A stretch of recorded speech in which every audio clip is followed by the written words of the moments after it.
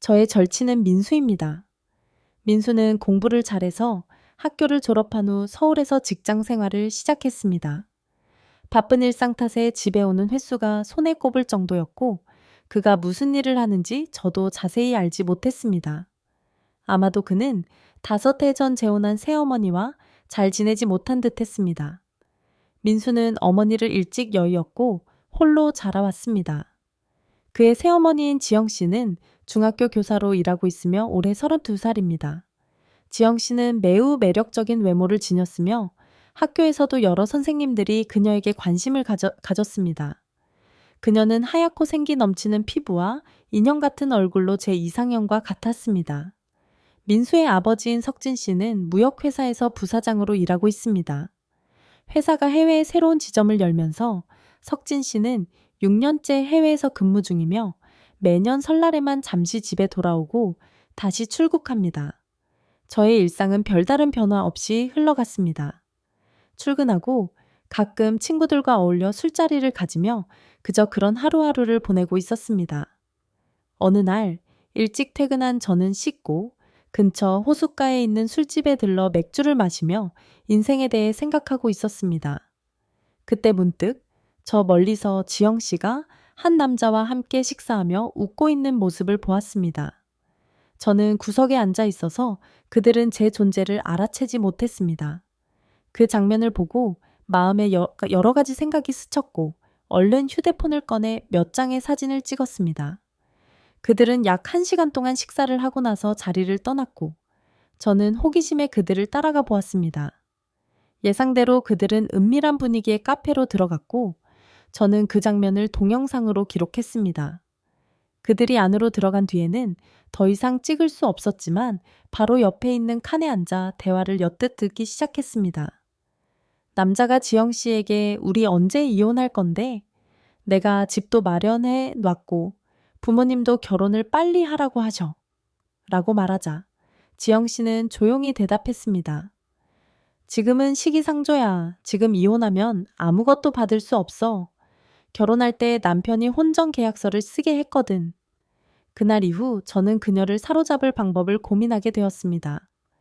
결국 그녀의 집으로 찾아가기로 결심했습니다.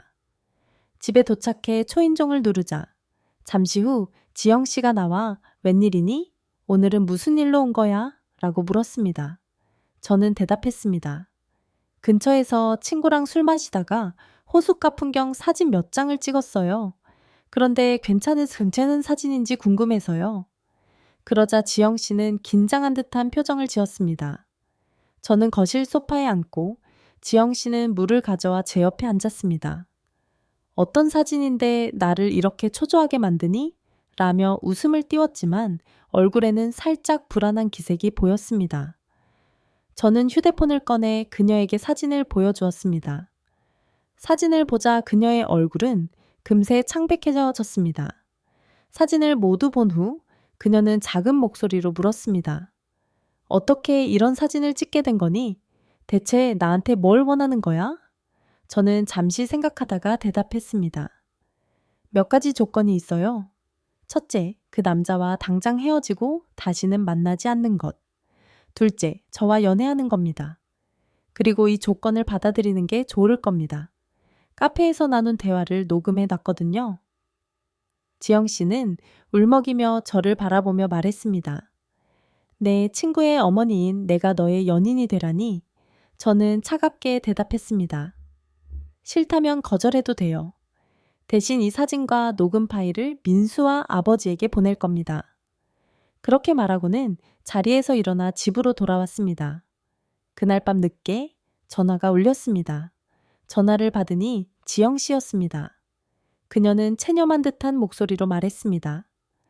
내 조건을 받아들일게. 대신 아무에게도 알리지 않겠다고 약속해줘. 저는 미소를 지으며 대답했습니다. 물론이죠. 그 남자와 확실히 정리하세요. 이제 쉬세요. 그렇게 전화를 끊고 잠자리에 들었습니다. 저는 빠르게 말을 이었습니다. 뭐 그렇게 급하게 생각해요? 오늘 밤엔 꼭 예쁘고 매력적으로 꾸미고 나오셔야 해요. 그렇게 말한 뒤 전화를 끊어버렸고 그녀가 반응할 틈도 주지 않았습니다. 집으로 돌아온 저는 샤워를 하고 멋진 옷을 준비하며 오늘 밤을 위해 나름대로 멋을 내기 시작했습니다. 저도 모르게 TV를 보다 잠이 들어버렸고 눈을 떠보니 벌써 7시 30분이었습니다. 서둘러 그녀에게 전화를 걸었습니다. 여보세요? 그녀의 목소리가 들리자마자 저는 물었습니다. 지영 씨, 준비 다 됐나요? 그녀는 대답했습니다. 제가 문자로 장소 보냈어요. 확인 안 했어요? 문자를 확인해 보니 그녀가 이미 위치를 보내두었더군요. 주소를 보고 약간 먼 거리였지만 저는 서둘러 그곳으로 향했습니다. 그곳에서 지영 씨가 다가오자 저는 물었습니다. 왜 이렇게 먼 곳에서 만나자고 하셨어요? 그녀는 주위를 살피며 말했습니다. 혹시 누가 볼까 봐서요. 그녀가 말한 이유를 듣고 저는 더 이상 질문하지 않고 그녀를 바라보았습니다. 그녀는 오늘 밤 제 부탁대로 매력적으로 꾸미고 나와 정말 아름다웠습니다. 제 시선을 느낀 그녀가 가볍게 제 어깨를 치며 말했습니다. 영화 보러 가기로 한 거 맞죠?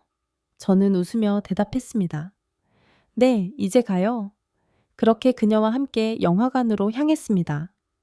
영화가 시작되기 전 저는 팝콘과 음료를 사서 자리에 앉았습니다. 오늘 고른 영화는 로맨스 영화였습니다.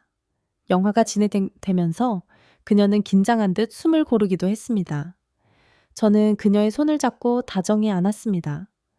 처음에는 거부하는 듯 했지만 시간이 지나자 그녀도 저를 편안히 받아들였습니다. 영화가 끝나고 우리는 함께 저녁을 먹고 새벽 2시쯤 헤어졌습니다. 집에 도착하자 그녀에게서 메시지가 도착했습니다. 집에 잘 도착했어요. 늦었으니 푹 쉬어요. 저는 메시지를 읽고 답장을 보낸 뒤 잠에 들었습니다. 그 후로도 아무 일 없는 듯 지냈고 관계를 서두르지 않으려 노력했습니다.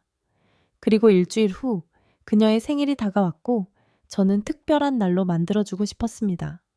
점심시간에 그녀에게 메시지를 보냈습니다. 그때 말한 거 잊지 않으셨죠? 이번 주말에 그 사람과 확실히 정리하시는 게 좋을 것 같아요. 장소는 지영 씨의 집, 그리고 생일날 그 사람과 작별 인사를 나누는 겁니다. 메시지를 보낸 지 15분쯤 지나 그녀에게 답장이 왔습니다. 알겠어요. 드디어 그녀의 생일날, 저는 반지와 몇 가지 액세서리를 준비했습니다. 마치 고백이라도 하듯이 모든 걸 완벽하게 갖추고 그녀의 집을 찾았습니다. 그곳에는 그녀의 몇몇 친구들이 이미 와 있었습니다. 저는 정중히 인사를 하고 자리에 앉았습니다. 지영 씨는 미소를 지으며 말했습니다. 왔네? 여기 앉아 함께 마셔요. 잠시 후 그녀에게 작은 선물 상자를 건네며 말했습니다. 다들 가고 나면 열어보세요. 그렇게 하고 저는 다른 손님들과 함께 술을 마시기 시작했습니다. 밤 10시가 되자 저는 조금 취해 소파에 누웠습니다. 밤 11시쯤 깨어나 보니 지영 씨가 밖에서 누군가와 이야기를 나누고 있었습니다. 슬며시 다가가 보니 그녀가 그 남자에게 이별을 고하고 있었습니다. 남자는 당황한 듯 물었습니다. 그동안 행복하다더니 갑자기 왜 이별을 하자는 거야? 이유라도 알려줘. 그녀는 조용히 말했습니다. 남편이 다 알고 있어요.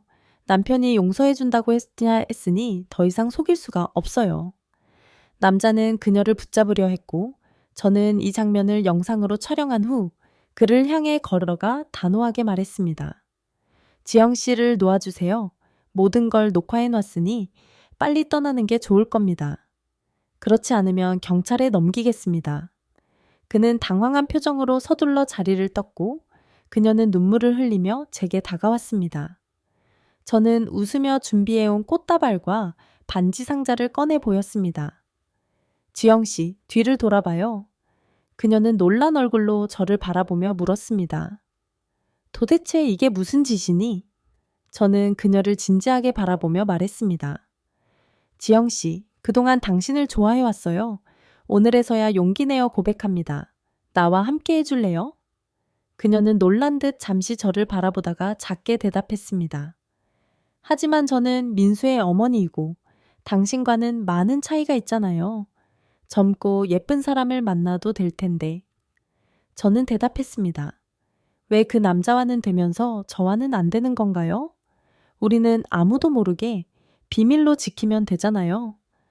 그녀는 잠시 망설이다가 결국 작게 끄덕이며 말했습니다. 그래, 비밀로 지키고 아무에게도 말하지 않는다는 약속을 지켜줘요. 가족 앞에서는 여전히 어머니와 아들처럼 지내는 거예요. 저는 너무나 기뻐서 그녀의 손을 꼭 잡았습니다. 이제 우리는 서로의 약속을 지키며 새로운 관계를 시작하게 되었습니다. 저는 지영 씨에게 반지를 건네며 말했습니다. 자, 이제 이 반지를 끼워요. 그녀는 왼손을 내밀었지만 아직 결혼 반지를 낀 상태였습니다. 저는 살짝 미소를 지으며 물었습니다. 이 반지는 어떻게 할 건가요? 지영 씨는 아무 말 없이 조용히 결혼 반지를 왼쪽 새끼손가락으로 옮기고 저에게 손을 내밀었습니다. 저는 반지를 그녀의 약지에 끼워주었고 그녀는 무언가에 압도된 듯 바라보았습니다. 그리고 저는 미리 준비해온 목걸이, 팔찌, 귀걸이 세트를 하나씩 꺼내 그녀에게 걸어주었습니다. 이 선물들을 준비하느라 적지 않은 돈을 썼지만 지영 씨와의 관계를 공식화하기 위해 아깝지 않았습니다. 그녀가 모든 액세서리를 착용한 후 저는 말했습니다. 이제부터 당신은 내 사람입니다. 앞으로는 우리만의 세상에서 살아요. 그러고 나서 저는 그녀를 부드럽게 안고 키스했습니다.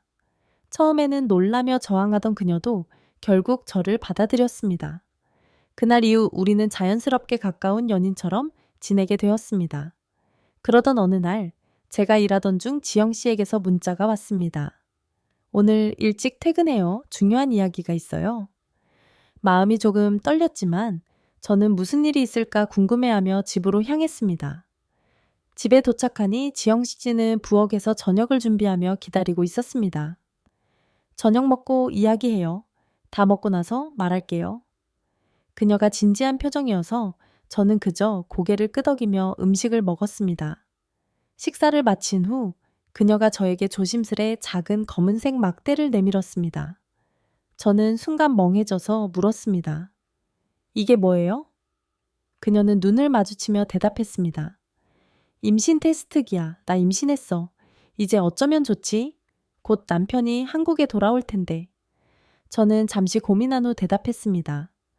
우선은 아무렇지 않은 척 집으로 돌아가요. 설이 지나면 그때 가서 이야기해요. 그녀는 제 말을 듣고 고개를 끄덕였습니다. 며칠 후 그녀는 집으로 돌아갔고 저는 설날이 다가올 때까지 기다리며 연락을 자제했습니다. 설 연휴가 끝나고 돌아온 첫날, 저는 집에서 지영 씨를 다시 만났습니다. 그녀는 집을 정리하며 저를 맞이했습니다. 저는 깜짝 놀라며 물었습니다. 설에 가족들이랑 보내야 하는데 왜 여기 왔어요?